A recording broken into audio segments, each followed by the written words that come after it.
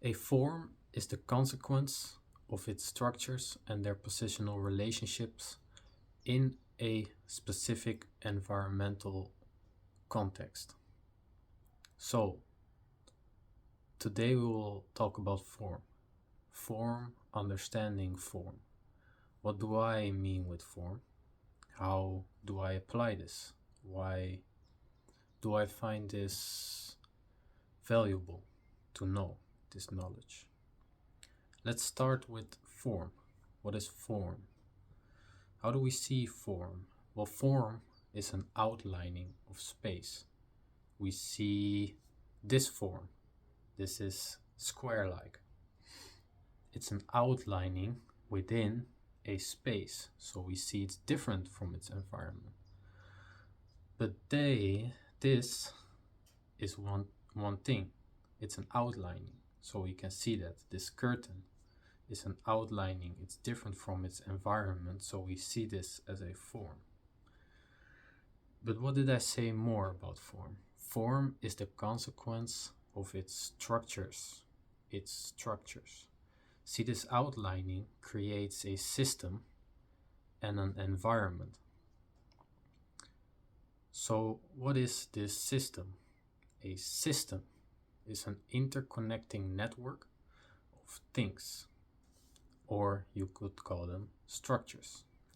So when I say a form is the consequence of its structures, I mean structures like parts of this form, which work together to create a form. Let's take a chair, for example. The most basic chair you can think of. It's 4 wooden logs, it's a wooden plate, it's a wooden seat for the back, and that's it. But these are not like cut out from a tree, like one part. Usually it's different parts, like the support, the flat surface, another flat surface, is different parts connected together. These are the structures which create this form. So these structures, they are positioned with respect to one another. This is what's called a positional relationship, because they are positioned related to one another. Let's see this chair once again. We have the 4 support systems, structures. They are positioned towards one another. If they were positioned otherwise, maybe the chair doesn't work. It won't support as well. Let's say 2 parts. We have 4 legs of the chair. These 2 parts are like this. Well, this chair is gonna be wobbly, so it will behave differently. We see this as, okay, this chair is not good, it doesn't work. The chair usually doesn't care. It just is.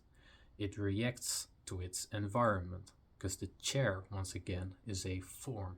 This form is made up of its structures and their positional relationships within a certain environmental context. Let's say this same chair, how do they do that? Like this? I think so. This same chair is in a different environment where the ground goes not flat here, but has an incline. It will behave differently and it will be a good chair. Let's think of a different chair. One that can move like this. It's still a chair. It's the same concept, it's the same form in our head, so to speak. It has the same function, as we like to call it.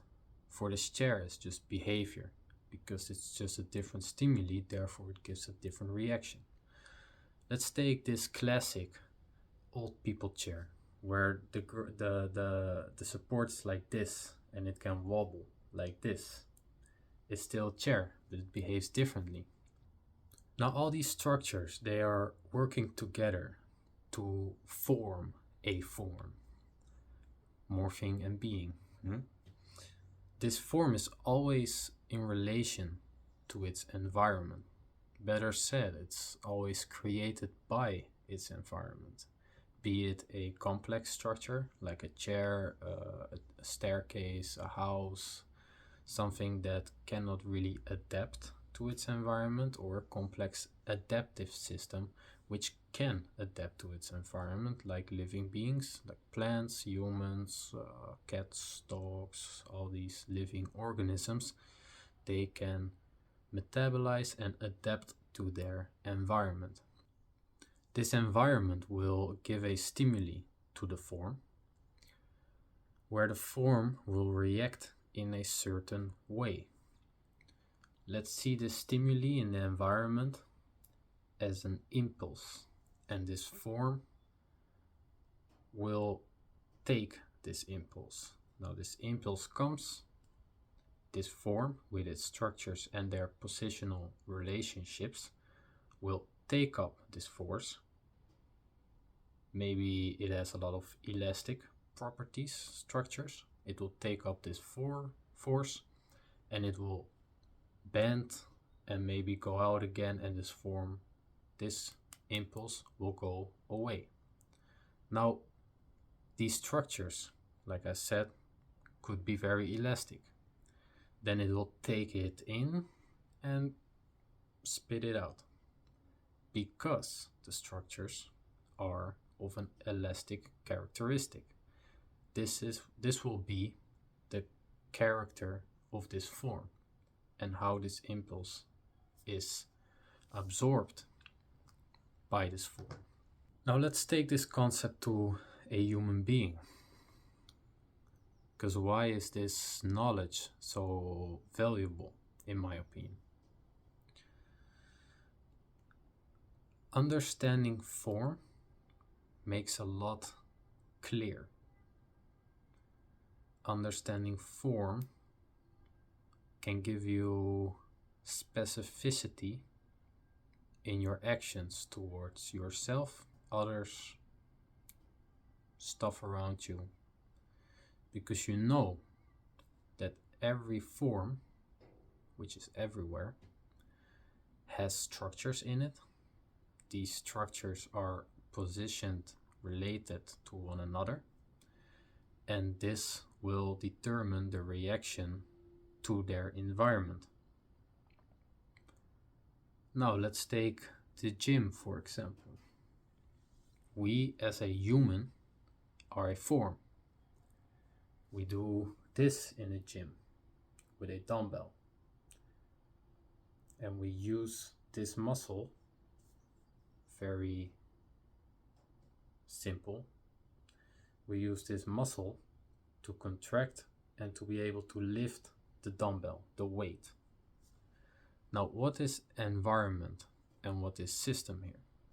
Our human body is a form, a system different from its environment. This weight will be the environment which gives an impulse to the system.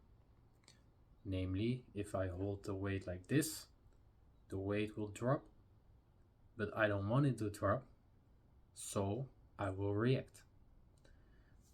Doing this reaction, I will use my bicep, but it has limited energy, and by time will do damage to this structure.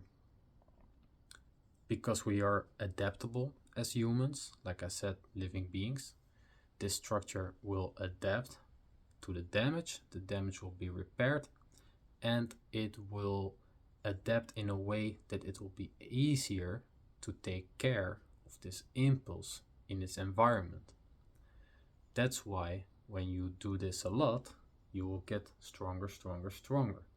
This is a function in our minds. It's just behavior in our body. The saying, if you don't use it, you lose it, is very related towards this philosophy. For me, understanding form creates a framework a framework for understanding why things happen and what they consist of. For me, I find this really interesting because it makes me think, what are we made of and what is our body capable of? Now, our body is a really, really complex structure, form, my fault, and this complexity brings with it that it can adapt in interesting ways. Now, let's say we don't go to the gym with weights, but we use different impulses on our body. How will our body react? Will it be able to create new ways of solving problems which are not even related to these impulses? Because impulses also are very characteristic.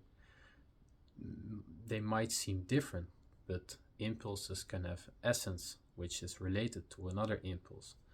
So working with certain impulses, different impulses, can create adaptation in our body, which might even affect totally different parts of our life.